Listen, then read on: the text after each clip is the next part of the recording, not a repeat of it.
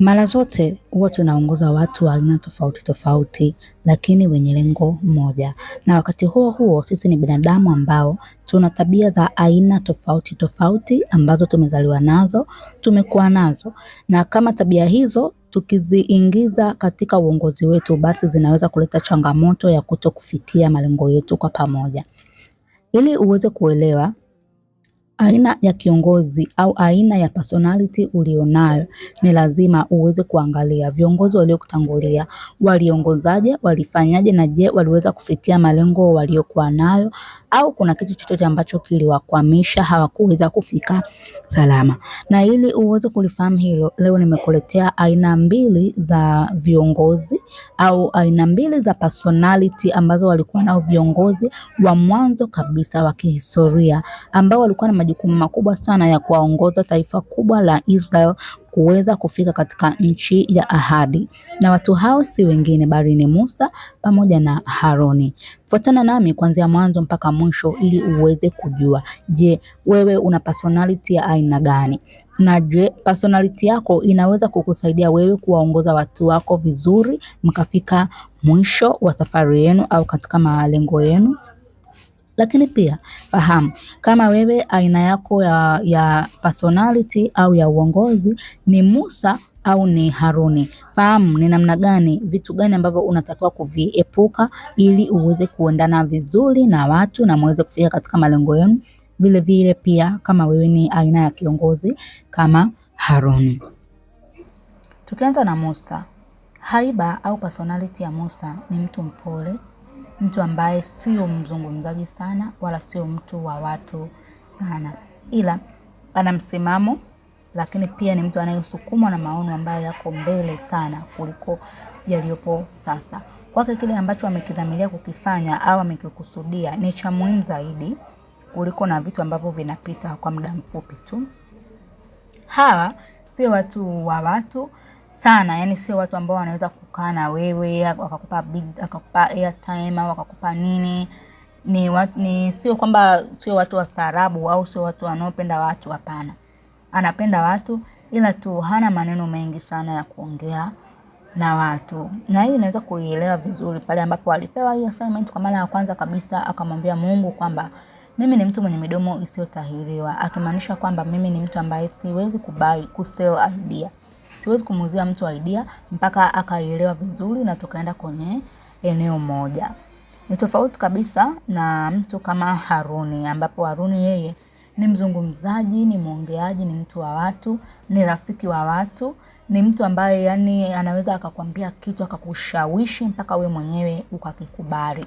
Mara nyingi watu kama Musa huwa wanakuwa viongozi wakubwa sana, na kwa ukutu hapa tunaweza tukamfananisha na hayati Magufuli, namna ambavyo alikuwa ni kiongozi ambaye ameweza kuongoza nchi vizuri na watu walimpenda sana sana. Lakini pia aina ya viongozi kama Haruni ni viongozi ambao wanaweza kuwa wanasiasa wazuri kwa sababu ya ile hali yao ya kupenda kukaa na watu na uwezo wao wa kuzungumza na watu na uwezo wao mkubwa sana wa kuwashawishi watu. Lakini pia mtu kama Haruni anapendezea kukaa katika kitengo cha masoko kwa sababu wao ni wabunifu, wana mawazo chanya, mawazo ambayo yanaweza kuwavutia watu kwa haraka na kwa urahisi. Lakini pia kwa upande wa Haruni, yeye kama ambavyo nimeshasema ni mtu wa watu.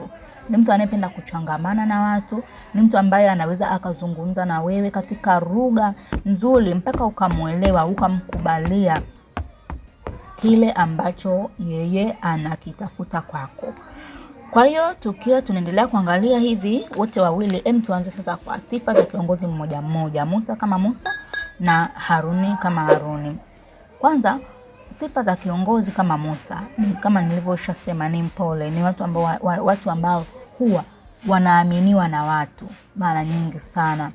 Huwa wanaweza kutunza siri za watu wanaweza wakawashirikisha mambo yao mazito makubwa na wakawashauri na wakapata namna ya kutokea. Lakini ni watu ambao mara nyingi huwa wanasimamia jambo mpaka linaweza likatokea. Mtu kama huyu ukimwachia jambo, ndio maana hata Mungu alimuamini Musa na maono ya kuwatoa wana wa Israeli kutoka katika ile nchi ya Misri kwenda katika nchi ile ya ahadi. Musa hachanganywi njiani wala hayumbishwi. Anapokuwa anapanga jambo lake anahakikisha linatimia katika hali nzuri na katika hali ambayo ni ya kiuaminifu kabisa. Ila hawa ni watu ambao hawana mambo mengi. Hana mambo mengi katika uongozi wake. Anachotaka yeye vitu viende vizuri kwa unyoofu na kwa usahihi kama mlivyo kubaliana. Kwa upande wa negative, kiongozi kama Musa kwanza, huyu ni mtu ambaye sio mbunifu. Mara nyingi huwa anastiki kwenye maeneo ambayo mmekubaliana. Sio mtu ambaye anaweza kuja na wazo jipya kwamba kama tulivyokubaliana mara ya mwisho, basi ngoja nifanye hichi na hichi ili kuongezea hapa ili kazi iende vizuri. Hapana. Hao ni watu ambao mara nyingi wanastiki kwenye makubaliano. Mlichokubaliana ndicho watakachofanya. Mfano, tunamuona Musa wakati alipokuwa kiongozi. Alipofika pale jangwani, yeye ndo alikuwa ni mtu ambaye anatoa hukumu kwa watu wote wale aliokuwa amefika nao, amesafiri nao mpaka pale jangwani. Yeye ndo alikuwa ikifika asubuhi anatoa hukumu, anazungumza nao, anasema nao, maagizo yote kutoka kwa Mungu alikuwa analeta yeye. Alikuwa yuko peke yake. Mpaka pale ambapo baba mkwe wake alipofika akamwambia kwamba hichi kitu unachokifanya kitakuumiza na utapata changamoto. Kwani usichague watu? Usiteue watu ambao wanaweza kukusaidia. Ina maana Musa hakuwa tena ubunifu wa kufikiria kwamba naweza nikachagua watu ambao wanaweza kunisaidia hii kazi na ikaenda vizuri tu. Kwa wewe kila kitu ambacho utamwambia huyo kiongozi, kama usipompa in details, ataenda katika namna hiyo. Huo ni uzuri au ubaya wao. Upande ni negative, lakini pia ni positive, kwamba anaenda kulingana na makubaliano. Ila pia unabidi uwe mbunifu na uweze kujiongeza. Vile vile mtu huyu ni mtu mwenye hasira sana. Yaani mtu kama huyu anapokuta vitu haviendi au vitu havijaenda kama mlivyokubaliana au haviendi kama alivyotaka viende, anakuwa ni mwenye hasira. Tunamuona Musa mara ya kwanza aliwakasirikia wana wa Israeli mpaka akapasua zile amri 10 ambazo alikuwa amepewa na Mungu, akazivunja zikavunjika kabisa, yani zikavunjika. Yani unaweza kufikiria kitu ambacho Mungu alimpa akilete kwa watu, yeye akakivunja kwa sababu ya hasira. Lakini pia Musa aliambiwa na Mungu kwamba aupige mwamba ule mara moja ili maji yaweze kutoka na watu waweze kunywa. Lakini Musa kwa sababu alikuwa ameshakuwa na hasira, alikuwa amechoka na kelele pamoja na lawama za watu, alipiga yule mwamba mara 2, na matokeo yake hicho kitu kilimfanya ashindwe kuingia katika ile nchi ya ahadi pamoja na wale watu waliotoka nao kule Misri. Kwa hiyo kiongozi kama huyu, hasira zinaweza zikamuingiza kwenye hasara na kumfanya ashindwe kufikia yale malengo ambayo walikuwa amelia tangu mwanzo. Lakini mtu kama Musa sio rahisi sana kumfikia kwa sababu sio mtu wa watu. Mara nyingi watu wanakuwa wanamuogopa, na yeye anapenda hivyo. Anapenda sana watu wakae mbali naye, watu wamuogope. Mfano mzuri kabisa ni pale ambapo Musa alikuwa ametoka kuongea na Mungu kwa muda mrefu sana. Alipokuwa ameongea na Mungu, uso wake ulibadilika, ukawa una nuru, ukawa unawaka. Yaani uso wake ulibadilika ukawa unawaka. Sasa uso wake ulivyokuwa unawaka, baada watu wakawa wanaogopa kumwangalia. Ikabidi achukue mtandio ajifunike. Alivyojifunika ule mtandio, baadaye ile hali ya kuwaka uso ikaisha. Lakini Musa aliendelea kujifunika na kile kitambaa ili tu watu waendelee kumheshimu, kumuogopa hivyo. Kwa hiyo ni watu ambao wanapenda watu wakae mbali na wao. Kwa kama ambavyo tumeona hapa kwa upande wa Musa, tunataka tuangalie, je, wewe kama ni kiongozi aina ya Musa, ufanye nini ili uweze kuenda vizuri na watu unaowaongoza? Kwanza kabisa, inakupasa utambue Mungu ametuumba sisi binadamu katika hali ya tofauti. Kuna wengine ametuumba, Mungu ametuumba sisi kama vidole. Wanasema kwamba vidole vipo katika mkono mmoja lakini havilingani na vyote vina kazi tofauti katika mkono huo mmoja. Kwa hiyo inabidi uwaelewe watu na ujue kwamba sio kila mmoja ana aina ya intelligence uliokuwa nayo au ana aina ya akili ulionayo wewe. Kila mtu ana intelligence yake na kila mtu ana akili zake. Kwa hiyo hali yako ya kupenda vitu vifanyike kwa uharaka au vifanyike kwa usahihi, vifanyike kwa uthabiti, sio kila mtu anaweza kuwa nayo. Kuna wengine wameumbwa kama wewe na kuna wengine wameumbwa kufanya mambo yao kwa utaratibu. Lakini pia uelewe kuwa Mungu alivyomuumba kila mtu amemuumba kwa makusudi yake binafsi, si ndio? Amemuumba mwingine aweze kuwa ni spice au aweze kuwa kiungo. Tukisema kiungo, chakula huwa kinapendezeshwa na viungo. Na kiungo kimoja tu hakiwezi kufanya chakula kivutie. Kwa hiyo kama wewe ladha yako ni ya chumvi, haimaanishi kwamba kila siku utakula chakula chenye chumvi. Mwingine ni binzari, mwingine ni manjano, mwingine ni chochote. Kwa hiyo inakupasa ujue kwamba mimi kama Mungu ameniumba katika hali ya kuwa katika hali ya chumvi. Yaani mimi mambo yangu nataka yakae katika yamenyooka, yakae straight. Watu wengine hawawezi kufanya mambo kama hivyo yakiwa yamenyooka tu au yakiwa straight. Mwingine ni msanii, ni artist. Mwingine ni mtu ambaye yuko funny au ni mtu anayefurahisha watu. Kwa hiyo usitegemea atakuja pale aanze jamani, haya panga mstari, nyooka mbele, tembea haraka. Hapana. Yule mwingine atafika watu, atawakuta, atawasalimia, atawachekesha.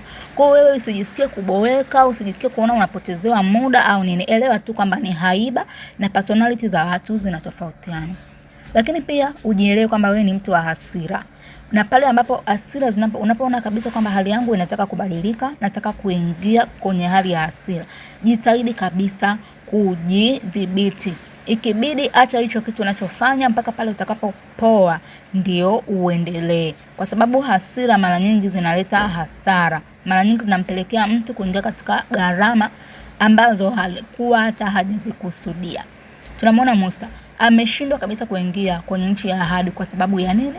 Kwa sababu ya hasira. Ila pia gundua kwamba watu hawako perfect. Tabia hii ya kupenda, yani changamoto nyingine ambayo nimesahau kusema ni kwamba watu kama Musa huwa ni perfectionist. Wanapenda mambo ya ende kwa yani hivi, nafikiri nimesema mambo ya nyooke. Kwa hiyo Musa, kama wewe ni kiongozi kama Musa, unabidi uelewe kwamba people are not perfect. Watu hawapo perfect. Mungu ameumba watu wakiwa na makosa na ametuumba ili tuweze kukamilishana. Kwa hiyo usitake kila kitu kiwe katika perfection ambayo unaitaka wewe. Tambua kwamba watu wanaweza kukosea na ni sawa kabisa. Sio shida mtu anapokosea. Pia kuwa tayari kutoa msaada pale unapoona kwamba kitu hakijakidhi malengo uliyokusudia. Toa msaada kwa upole, toa msaada kwa upendo.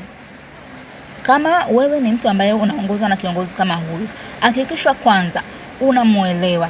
Unaelewa kwamba huyu ni mtu anayependa vitu vyake vikae sawa, vinyooke na viweze kukaa vizuri. Kwa hiyo usipindishe vitu vyake. Mkikubaliana kwamba tunakutana saa 6:30, hakikisha saa 6:30 upo eneo la tukio, mmekaa, mmeongea na mmemaliza.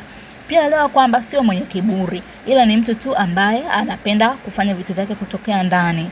Sio mtu wa watu wala sio mtu wa kuzungumza sana na watu. Muelewe kwa namna hiyo na mkubali katika namna hiyo.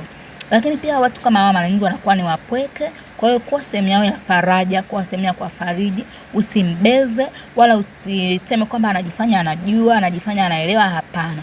Ni tabia yake, ni haiba yake, ni personality yake. Muheshimu na mpende kama jinsi ambavyo yupo na Mungu atakubariki sana. Okay, kwa kipande cha kwanza leo niseme kwamba inatosha. Tutakutana tena siku nyingine ili tuweze kumuongelea kiongozi kama Haruni. Tumchambue, tumdadavue, tuone pia haiba yake, tuone ukiwa kiongozi kama Haruni uishi vipi na watu, na pia tuone ukiwa unaongozwa na kiongozi kama Haruni ufanye nini ili uweze kuendana naye. Basi nakutakia wakati mwema na Mungu akubariki sana.